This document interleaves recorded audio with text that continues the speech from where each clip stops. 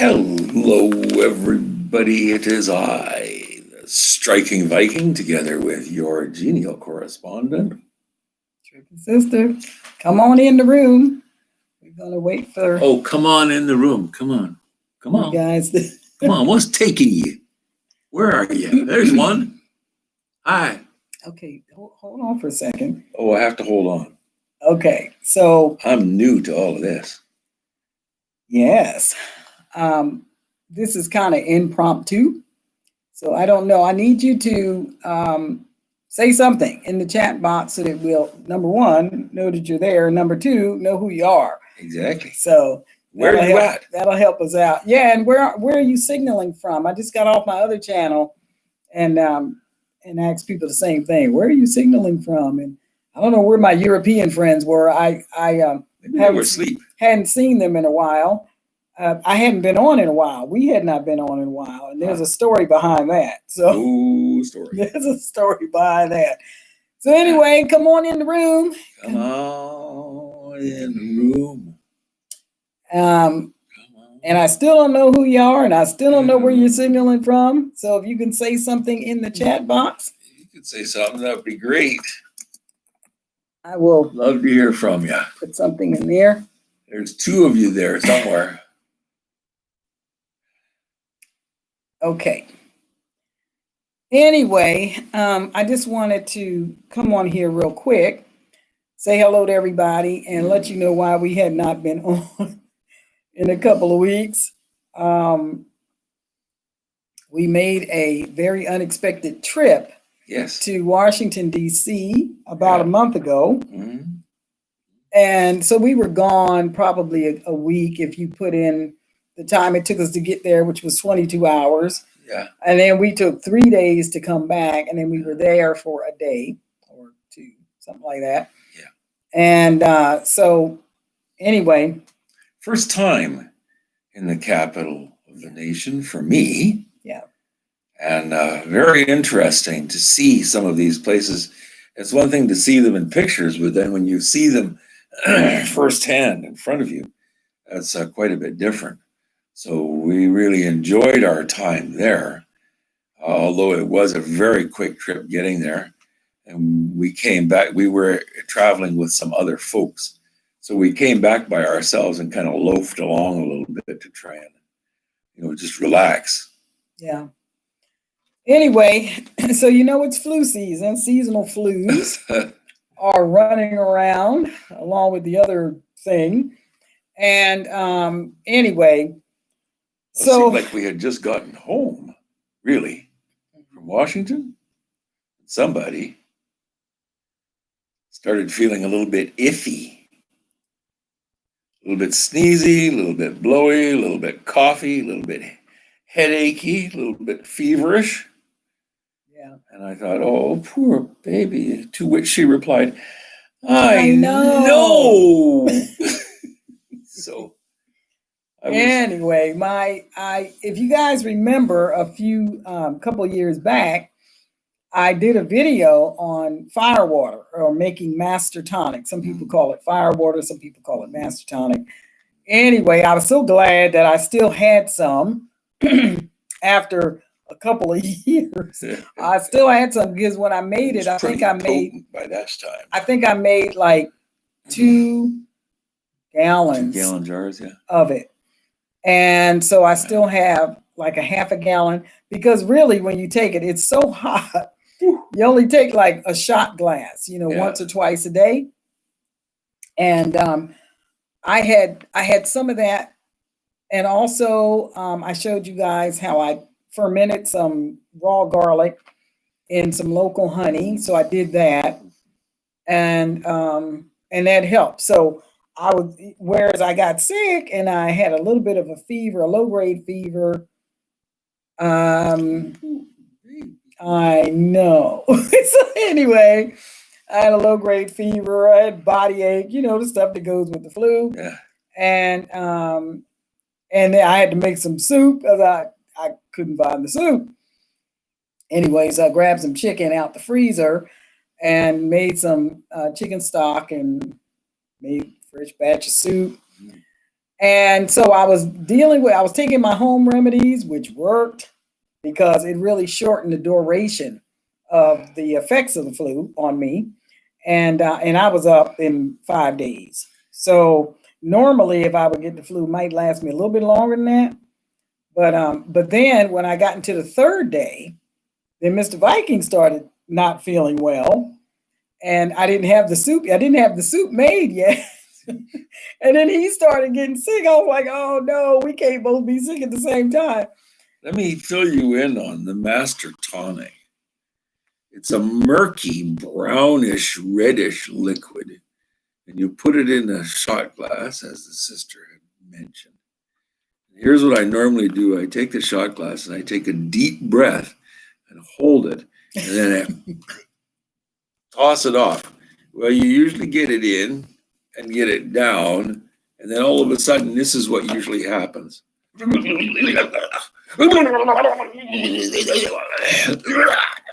then rinse your mouth with water a couple of times. But boy, it'll just about knock you akimbo. And I can imagine it's probably doing the same thing to the germs. But we used that. We also used, as she says, the garlic with the honey. And somebody on the interwebs had suggested you take a whole lemon, chunk it up, freeze it, and then grind it down in a food processor into a liquidy substance, and then strain that and add some honey and some soda water. So I did that.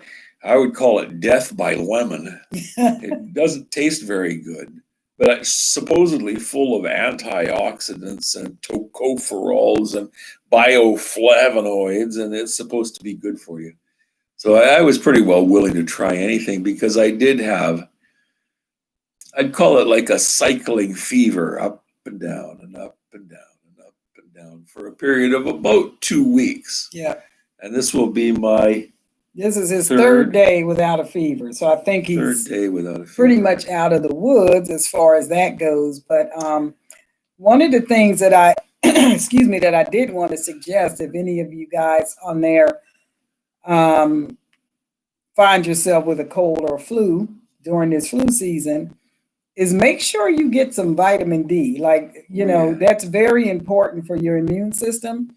And I had vitamin D in the pill form, but also Ms. Viking, I told him, I said, you need to go outside and sit in the sun, you know.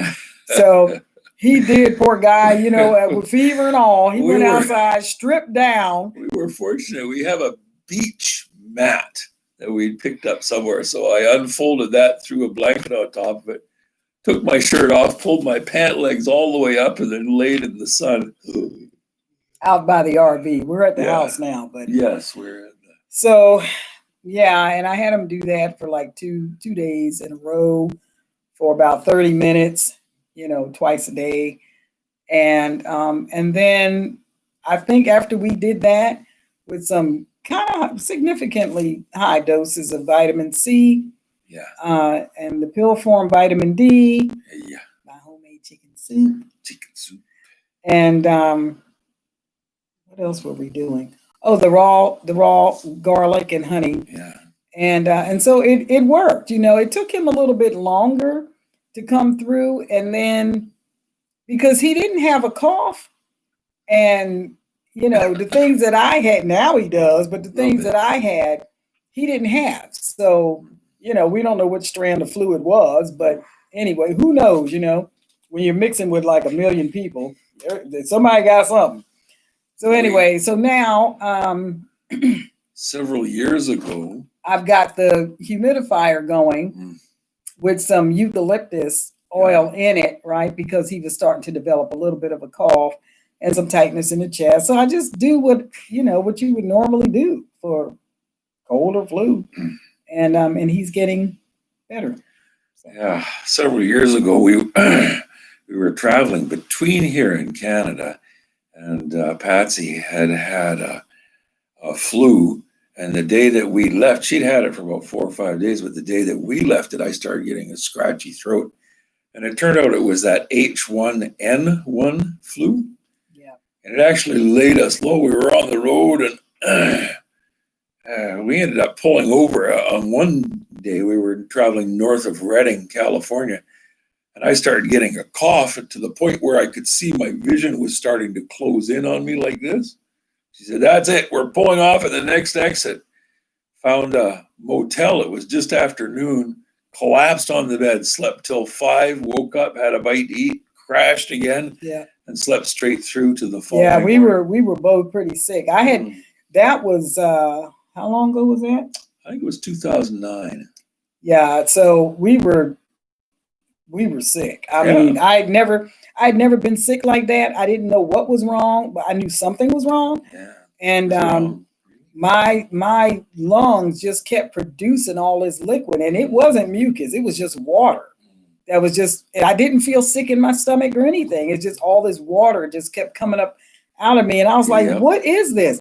So we looked it up online and found out, to my, amazement. Yeah, found out that sometimes if your body is invaded with a virus, it will make copious amounts of liquid trying to force the virus out of your system. Isn't that amazing? So I felt like I was drowning, like I couldn't get enough air. Anyway, when we finally, we were so sick, we just couldn't travel. And I was prepared to stay in a hotel, for a week or 2 weeks, however long it took us to get better, until we could get back to Canada. And like I said, this was like 2009. Whenever that H1N1 flu went through the United States, which also came from China, that's when that happened. And but it was very baffling because I'd never been sick like that before. The symptoms were weird. I was exhausted. I couldn't hardly breathe. I had a massive headache, and it was just, it wasn't anything like this thing I went through a couple of weeks ago. That was nothing compared to that. But anyway, when we finally got back to Canada, we closed ourselves in for a good week. And we made an appointment to see our doctor there, who told us that's exactly what you have. So by the grace of God, we had gotten through the border. With she that, said, I felt like I was drowning. He said, that's because you were drowning. He said you were drowning. And I'd like to send you up to the hospital and get a couple chest films, just to make sure you don't get pneumonia. Yeah, he wanted to make sure we didn't have pneumonia. We weren't developing pneumonia. And so both of us had to take chest x-rays, and we were doing okay. In the meantime, when we were on the road at that time, I had called my doctor at the VA and was explaining to her my symptoms. And she said, you have that flu. You have H1N1. I'm like, oh my God, I think I'm drowning, And she asked me how far was I from a hospital. And I said, we're trying to get back to Canada and this and that and the other. So she says, when you get there, you make sure you get in contact with a doctor there so that they can test you, And it was a whole week went by before we could actually get in to see a doctor. So anyhow, we finally got in. Medicine. Yeah. Socialized medicine. Woo-hoo.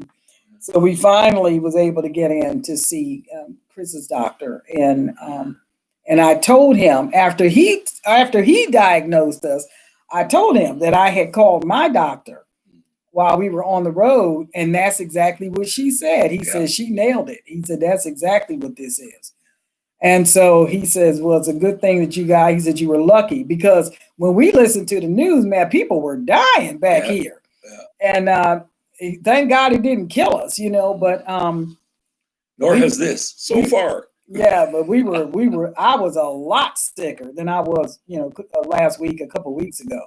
This was, like I said, a couple of weeks ago, just felt like a regular flu, but that was something. I'd never experienced anything like that. But anyway, since we hadn't been on in a while, just wanted to let you guys know how we were doing. We finally got back out to the rig, and then my computer is on the fritz. The computer itself is working fine, but my hinges are starting to deteriorate. One is like completely broken. And of course, your screen is attached to your motherboard and your keyboard. And I thought, oh my God. So I had to order another computer. And then they gave me the dates of when it would come back, which was like a whole week span. So sometime this week, my computer is supposed to come in. So right when we got out there, we were only there a day, I think. We went back out to our little house in the country on Monday of this week.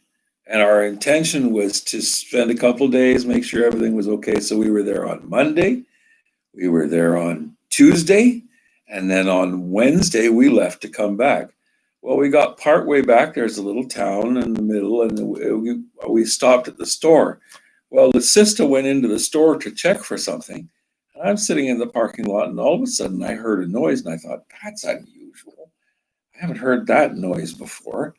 And it was a kind of a buzzing, whining noise, and I thought, that doesn't sound right somehow. We also had to stop at the county office to pay the taxes, property taxes on $8 on three of our lots. $8 was our taxes. Yay. Yeah.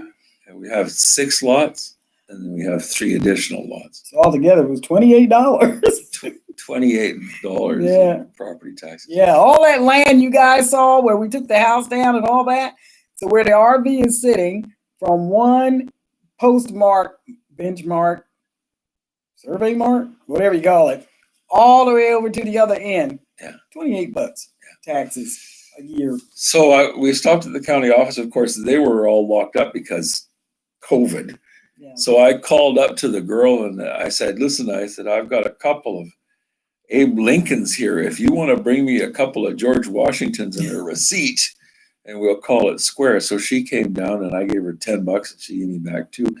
But the van was not sounding right. So yeah, I was like, what's that noise? We went down to the stop sign at the end, and then we went around the corner, and it felt weird. So I pulled over. And I thought, well, okay. So I popped the hood, and I went in the back, and I got some of that shop towel that I have. And I went to check the transmission dipstick. It sounded like it was coming from the transmission. There's no transmission dipstick. Who knew? There's no dipstick. I thought, well, oh no, that's ridiculous. So I managed to pull across the road into a tire store, and I was talking with the young fellow there, and he says, oh no, he says, they haven't put transmission dipsticks in those models for you. I said, how are you supposed to tell if your fluid's okay? He says, well, if your fluid's okay, you're okay. If your fluid's not okay, he says, well, you scan it with a machine. I said, I haven't got a machine. He says, I haven't got one either. Call the tow truck. Yep. So we called the tow truck, and we also called one of the ladies that's in our ministry. She was very kind, came down, rescued 2 old folks off the side of the road. We were 30 miles from here. And brought the van up here and dropped it off with a fellow who I trust to have a look at it. And she dropped us off here at the house.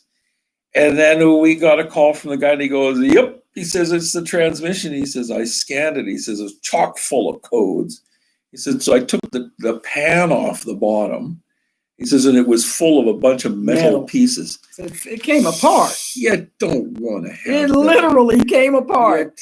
Yet, I'm glad I stopped, because had we tried to continue driving, it would have just simply grenaded itself on the road, Yeah. And then we'd be worse off.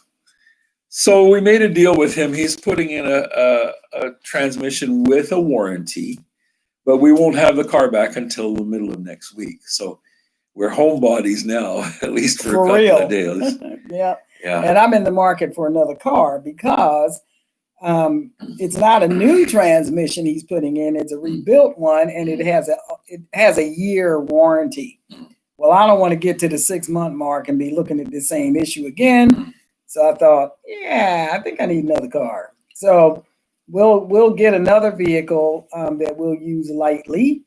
And when this one goes kaput, we won't be stuck having to call our friend, help, come get us. We're stuck 30 miles from home. Oh my goodness. Anyway, so we hadn't been on in a while, and wanted to let you guys know, number 1, we're fine. Number 2, we weren't fine. We were both sick at the same time. Number 3, somebody had to make the chicken soup. So I was in there doing that with a fever. Number 4, our car broke down. Number 5, we're in the market for another one. And number 6, hope you guys are doing okay.